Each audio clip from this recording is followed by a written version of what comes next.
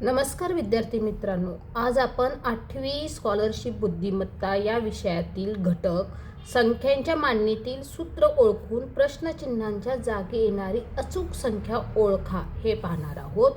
तर त्याच्यामध्ये आता उदाहरण क्रमांक 1 दिलेला आहे आपल्याला।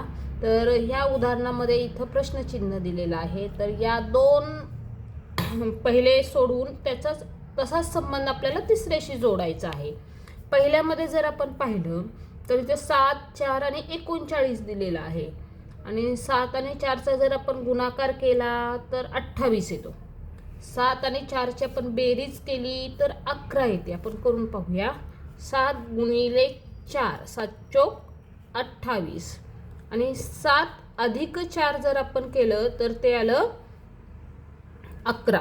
आता 28 अधिक जर आपण 11 केले तर आपल्याला 39 मिळतात, म्हणजे इथली संख्या मिळत आहे।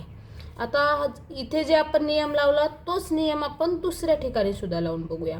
इथे आपण 5 गुणिले 3 केले, 5 गुणिले 3 आले 15 आणि 5 आणि 3 आले 8। आता 15 आणि 8ची जर आपण बेरीज केली तर ती येते आहे 23, जी आपली इथली संख्या आहे, म्हणजे आपलं हे बरोबर आहे। आता हाच नियम आपण शेवटच्या संख्येला लावू। आपल्याला 8 आणि 6चा काय करायचं आहे, गुणाकार करायचा आहे। 8 आणि 6चा गुणाकार आहे 48 आणि 8 अधिक 6ची बेरीज होते 14।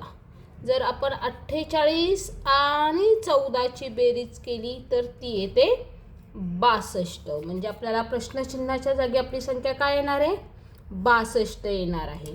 याच्यामध्ये आपल्याला पर्याय क्रमांक 1 दिलेला आहे 48, 2 दिलेला आहे 62, 3 दिलेला आहे 100 आणि 4 दिलेला आहे 72। तर आपला पर्याय क्रमांक 2 62 हा बरोबर आलेला आहे।